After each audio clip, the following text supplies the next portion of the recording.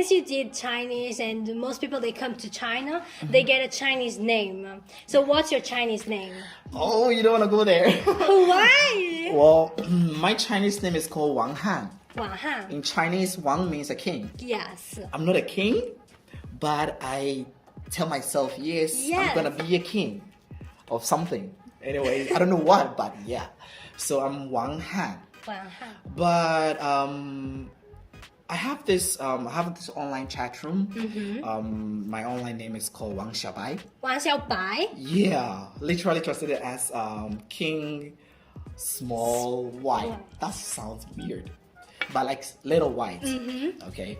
The reason why I chose that name was because it's a conversation builder, or it's a way of starting a conversation. People get on my platform and then they'd be like, they get online, they see the chat room. Oh, Wang Xiaobai, this might be a white guy. Okay, they'll open up, they'll enter my chat room and be like, black dude, yo. 为什么这么黑？你还叫王小白？ Like, why you so black? You called Wang Xiaobai? I'm like, okay, well, I have a lot of white like stuff, like my teeth, and then I'll turn off the lights, and then you can only see my teeth. You're like, oh, so interesting, and then they stay. They stay. It's a starting of a conversation. Yes. They get interested in you, so that's how you keep them following you and the things that you do. Similarly, let me look at you. You're beautiful. Thank you. People get on you. They see. Oh, wait. There's cat show. I want to see who is cat. I mean, thinking it's probably a cat. A cat, but then it's a person. Like, oh, it's a person. Wow. Oh, she's beautiful. Wow. She's interesting. Wow. And then they keep going. So yeah. I hope people are keeping on watching. Yeah, you should follow her. She's amazing. Follow me too. Follow all of us. Yeah. And so I can call you an influencer. Somehow, let's put it this way. Somehow. Somewhat an influencer. Because you create content for people. You influence people, I would say, because they keep on following you. I have, right now on my platform, I have 20,000 followers. 20,000 followers. On my, it's called, how do you call it? Huya. It's like, I do music and art and then conversation and stuff. I'm not gonna do that here. Maybe you can dance? introduce You me. sing? We can have the next episode, one of the previous. Later on, we can do something related to that field. But now I'm here to talk to you. So yes, let's talk. Now I want to hear you singing and dancing. Do you sing in Chinese? Yeah. See? Somewhat. Come on. We need that here in our show. Well, if we get, let's say, 10,000 likes, I could come back next time and I'll do the whole show of 10,000 singing and likes? dancing. Yes. You think we can 10,000 do it? likes? Yes. Talk to your viewers, please. Okay, I'm confident we'll get to 10,000 likes. So Yeah. share with everyone. And since you've been here since 2012, Yeah, long time. definitely. It's like going to be a decade, like in 2 years. Very soon. Did you went back home during this time? Well, Do you miss home? the first year in China, I missed home a lot. I missed my parents because of the hardship. Yeah. And then finally, I got used to the Chinese life. Chinese people are amazing. Weird sometimes, but amazing. They have certain things that would push you off. Put you off. Like, there's sometimes somebody will see like, let me talk about this experience before you come back there. I was on the bus, and then this, I shouldn't call her an old lady, but she's quite old. And then she was standing next to me, and then she was staring at me like for a long time. Then she comes and go like, that. And I'm She like, really did that. she did. I'm like, it's not dirt. I bet. Like, there was this other time too. I got on the bus. There was nobody on the bus. Just this kid and the grandma right at the back of the bus. Immediately I entered the bus this kid saw me. She's like holding on to the grandma.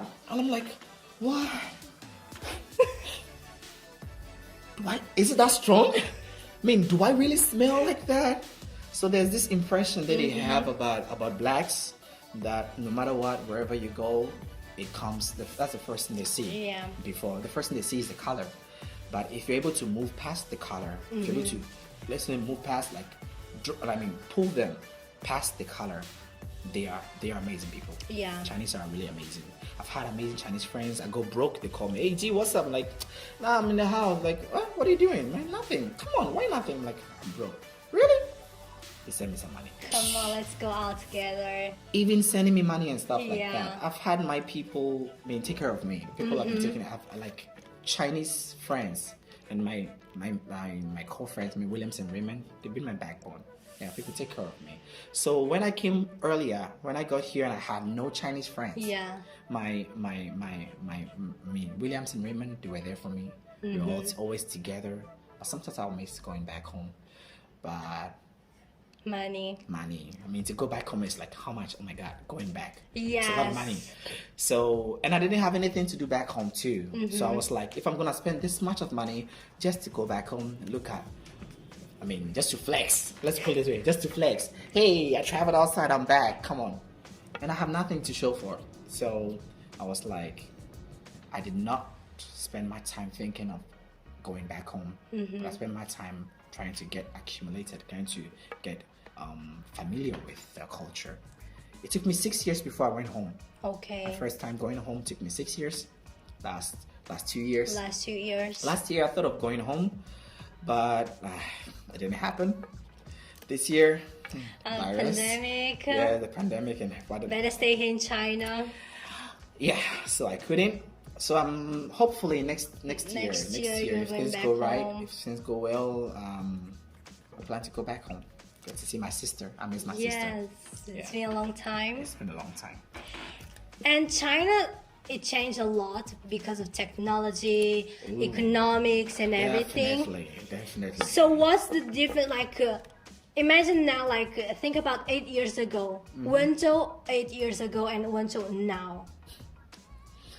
It's funny to think, right?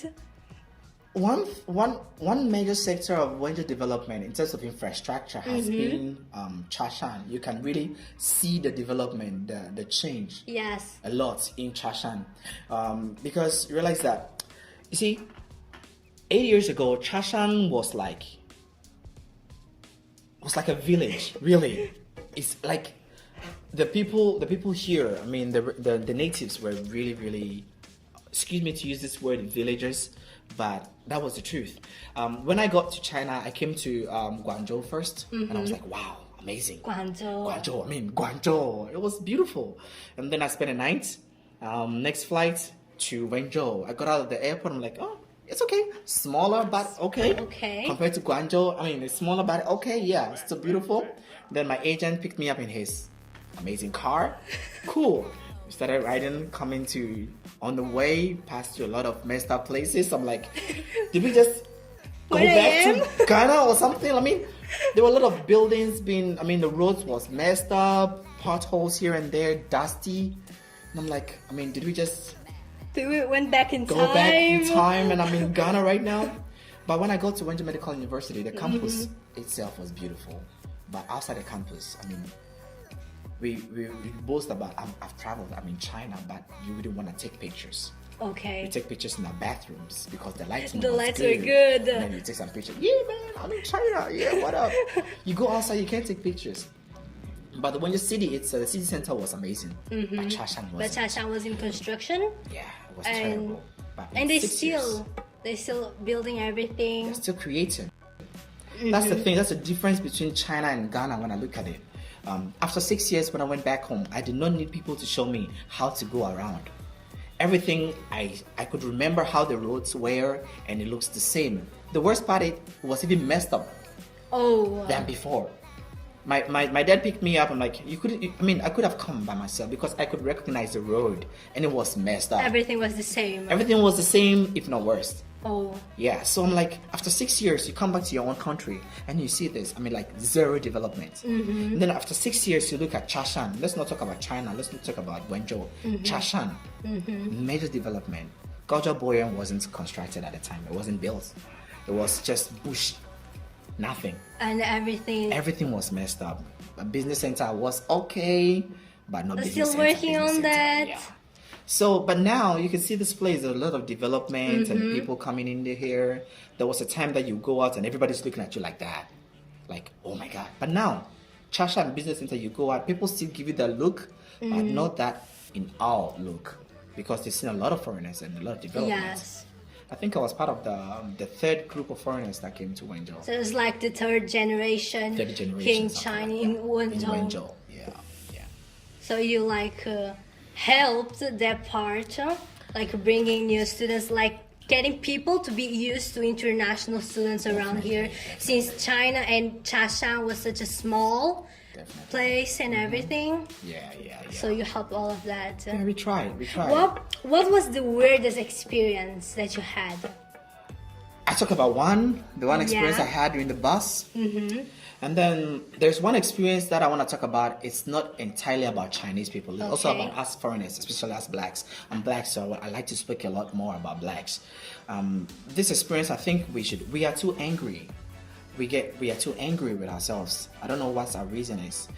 There are a lot of things happening. If somebody gives me an eye that I think this look is negative, I don't accept it. Okay. And I don't let it bother me. Sometimes you can't control it. Yeah. It actually does bother you, but it should not bother you to the point that you want to fight. Okay. If we are able to guard our hearts, guard our minds, people won't be able to get to us like that.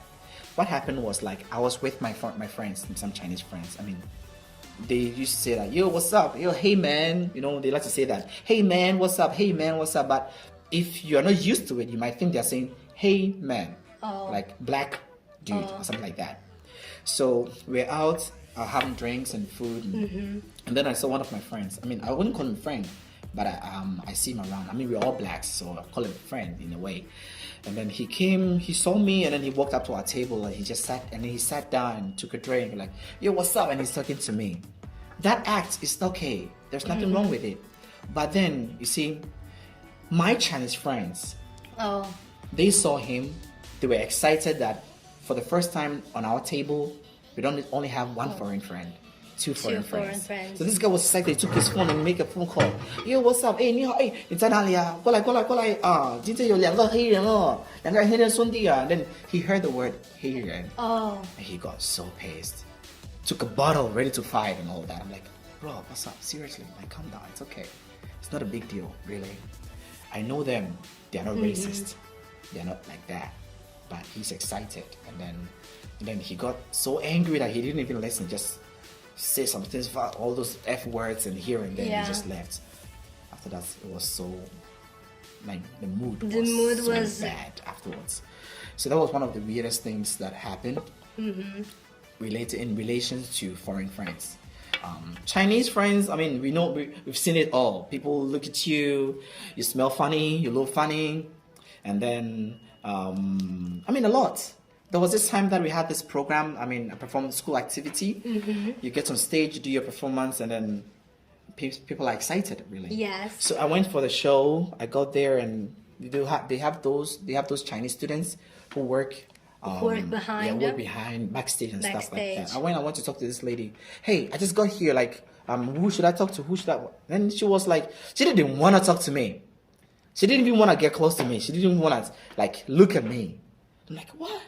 So I saw one of the teachers that I know and she's like, oh, gee, come on. And then I did my thing.